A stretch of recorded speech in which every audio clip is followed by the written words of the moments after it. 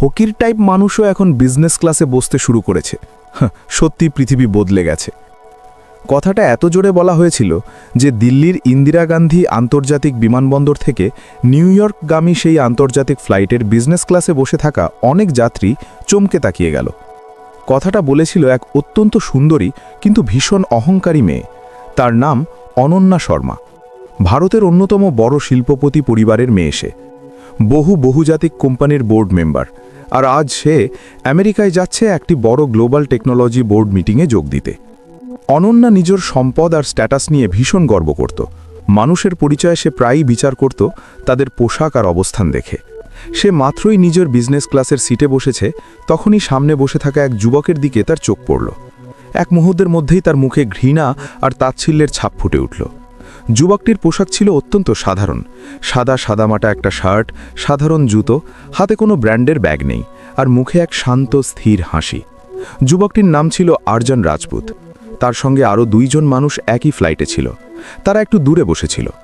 বাইরে থেকে দেখলে তারা সাধারণ যাত্রীই মনে হতো, কিন্তু আসলে তারা ছিল আরজানের সিকিউরিটি গার্ড। তাদের চোখ সবসময় আরজানের দিকেই ছিল। তবে এই সত্যটা সেখানে উপস্থিত কেউই জানত না।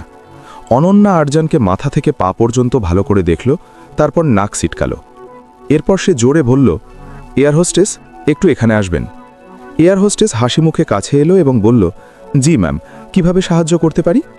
অনন্যা আঙুল দিয়ে আরজানের দিকে ইশারা করে বলল, প্রথমে আমাকে এটা বলুন, আপনারা কি আদৌ টিকিট চেক করেন? এয়ার হোস্টেস একটু অবাক হয়ে বলল, ম্যাম, আপনি কি বলতে চাইছেন? অনন্যা ব্যঙ্গ করে বলল, আমি পরিষ্কারই বলছি, এই লোকটা এখানে কি করছে? এবার পুরো বিজনেস ক্লাসের অনেক যাত্রী তাদের দিকে তাকাতে শুরু করল। অনন্যা ঠোঁট বাঁকিয়ে বলল, একবারের কাপড়গুলো দেখুন, জুতোগুলো দেখুন, আর সে কিনা বিজনেস ক্লাসে বসে আছে। পাশের কয়েকজন যাত্রী হালকা হেসে মাথা নাড়ল। অনন্যা আবার বলল, আমার তো পুরো বিশ্বাস এর টিকিট নিশ্চয়ই ইকোনমি ক্লাসের। এয়ার হোস্টেস এবার আরজানের দিকে তাকালো। তার চোখেও হালকা সন্দেহ দেখা গেল। সে বলল, স্যার, আপনার বোর্ডিং পাসটা কি দেখতে পারি? আরজান কোনো রাগ না দেখিয়ে শান্তভাবে নিজের টিকিট বের করে দিল। এয়ার হোস্টেস টিকিটটা দেখল, তারপর আবার দেখল, তারপর সিস্টেমে চেক করল। কিন্তু তার মুখে সম্মানের বদলে একটা সন্দেহর ছাপই রয়ে গেল। সে বলল, আপনার টিকিট তো ঠিকই মনে হচ্ছে। মনে হচ্ছে মানে? এখনও সন্দেহ আছে বুঝি? কয়েকজন যাত্রী হেসে ফেলল। এয়ার হোস্টেস আবার সিস্টেম চেক করে বলল, জি, সিট নম্বর ঠিকই আছে।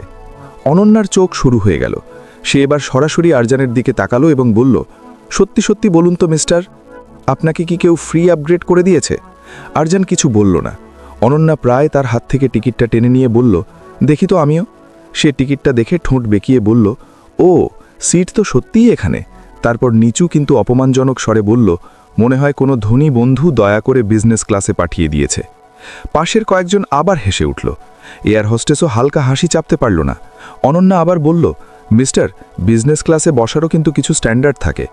তারপর সে ব্যঙ্গ করে বলল, নাকি আপনি জীবনে প্রথমবার প্লেনে উঠেছেন?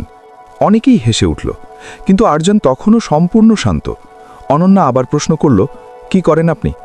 আরজান ধীরে বলল, সফটওয়্যার সম্পর্কিত কাজ করি। ও, আপনি সফটওয়্যার ইঞ্জিনিয়ার?